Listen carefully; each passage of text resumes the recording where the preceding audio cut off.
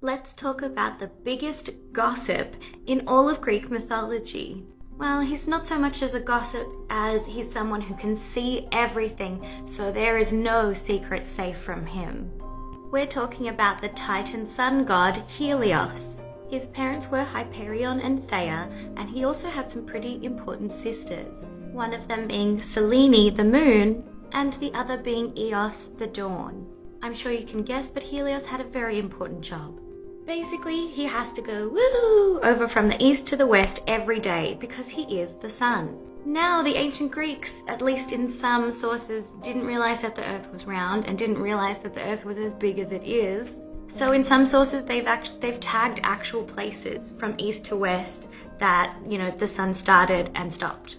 So basically in the morning, Helios is down here in Ethiopia and he goes, woo, over here to Morocco and the Garden of the Hesperides, the most easterly point that they knew of and the most westerly point that they knew of. Now, Helios often is depicted as doing this with a chariot and horses, and they can fly and carry him over the sky.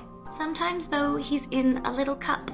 In fact, Heracles goes in this little cup on one of his labors to quickly get from one side of the earth to the other.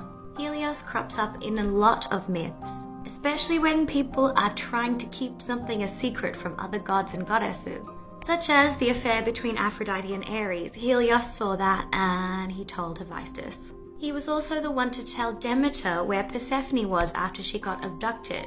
He sees everything, so he saw it happen. So Helios had a son called Phaethon, and he really wanted to try out his horse and chariot and travel across the sky like the sun. And Helios was like, no, that's really dangerous. But he didn't let up, so eventually Helios had to agree. Phaethon was so bad at this, however, he was often flying too far away from the earth and then too close to the earth, making the people on earth either freezing or way too hot. He couldn't keep a consistent line like his father. So Zeus had no choice but to hit Phaethon with a thunderbolt, a lightning bolt. So upon special request, Helios could halt the sun in the sky or keep it really dark for a few days. You had to have some pretty good reasons for this, and it was usually the birth of a god or a hero. I mentioned before the Hesperides, the guardians of the golden apple tree, who live way, way, way over in the west in Morocco or the Iberian Peninsula.